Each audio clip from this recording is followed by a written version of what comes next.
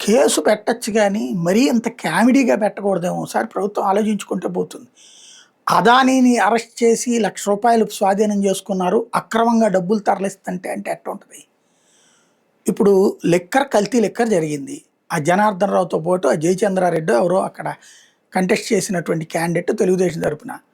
వాళ్ళు ఇదివరకు వైసీపీ వాళ్ళనంటే అయిపోదును గదా! అది వదిలేసేసి అది జోగి రమేష్‌కి పాత్ర ఉంది. ఎందుకంటే అతను ఇంతకుముందు ఇబ్రహీంపట్నంలో పనిచేశాడు. ఇతను షాప్ ఉండేది. జోగి రమేష్ కూడా ఇదివరకు మద్యం దుకాణం నడిపాడు. కాబట్టి వీళ్ళిద్దరికి స్నేహం ఉంది కాబట్టి అని ఒక కథ అల్లి, జోగి రమేష్ ప్రభుత్వాన్ని అప్రతిష్ట పాలు చేయడానికి నువ్వు కల్తీ మద్యం చెయ్యి, మన ప్రభుత్వ హయాంలో కల్తీ మద్యం చేసావు కదా, మన ఇద్దరం అమ్మేసేవాళ్ళం కదా, ఇప్పుడు మళ్ళీ అమ్మేద్దుగా నువ్వు, నేను ప్రభుత్వానికి చెప్పి ఇదే నీ దాని మీద రైడ్ చేపిస్తాను, అప్పుడు ప్రభుత్వానికి బ్యాడ్ నేమ్ వస్తుందని అన్నాడట. ఇలాంటి కట్టు కథ కనీసం తడికలతో అల్లినట్టు కూడా లేదు. అది కర్ర ముక్కలతో తాళ్లతో కట్టి అల్లినటువంటి ఒక దిక్కుమాలిన స్టోరీ అయిపోయింది. ఇప్పుడు 1300 పేజీలతో ఎక్సైజ్ వాళ్ళు ఛార్జ్ షీట్ వేశారట.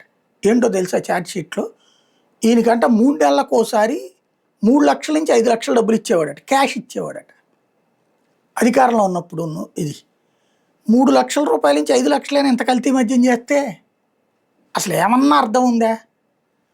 ఒకటేంటంటే తెలుగుదేశం వాళ్ళు కల్తీ మద్యం తయారు చేస్తున్నారన్న పేరు రాకుండా వైసీపీ చేయించిందనాలా, మళ్ళీ ఎందుకు చేయిస్తారు అట్లాగా, ఎట్ట కుదురుద్దా ఈ ప్రభుత్వంలో అని మాట రానియకుండా, లేదు ఈ ప్రభుత్వాన్ని అప్రతిష్ట పాలు చేయడానికి.